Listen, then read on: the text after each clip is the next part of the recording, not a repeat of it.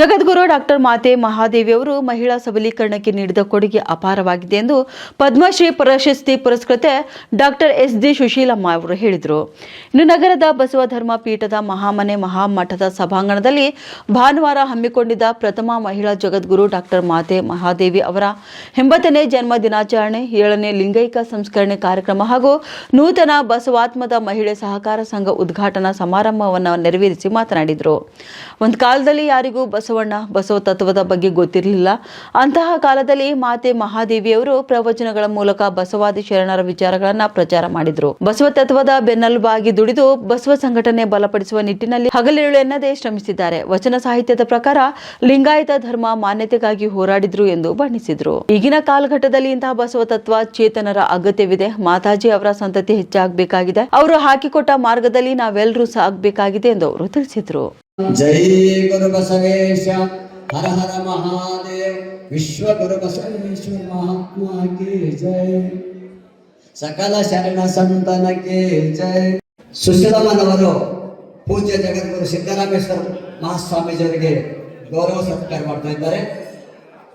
ನಂತರದಲ್ಲಿ ನಮ್ಮ ಸಂಸ್ಥೆಯಿಂದ ಪೂಜ್ಯ ಜ್ಞಾನೇಶ್ವರಿ ಮಾತಾಜಿಯವರು ಜೊತೆಗೆ ಸಿದ್ದರಾಮೇಶ್ವರ ಸ್ವಾಮೀಜಿಯವರು, ಬಸವಯೋಗಿ ಸ್ವಾಮಿಗಳವರಿಗೆ ಅವರ ಪೂಜ್ಯರು ಸುಶೀಲಮ್ಮನವರಿಗೆ ಸತ್ಕಾರ ಮಾಡಬೇಕು.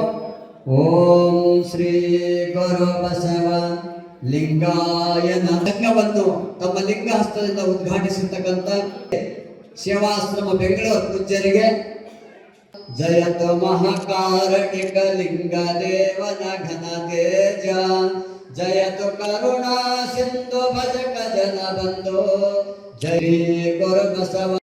ಮಾಡಿದ ನಂತರ ಹಿಂದ್ಗಡೆ ಮಾಡ್ರಿ.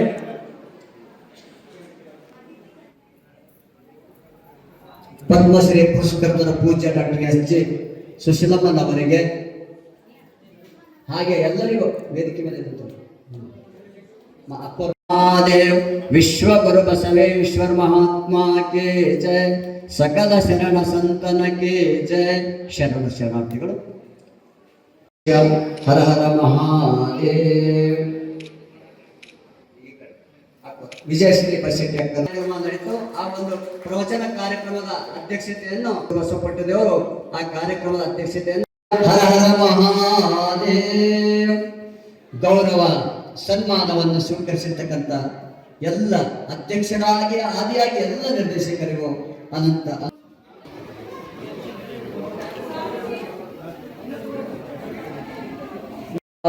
ನಮಃ. ಇವರಿಗೆ ಪೂಜ್ಯ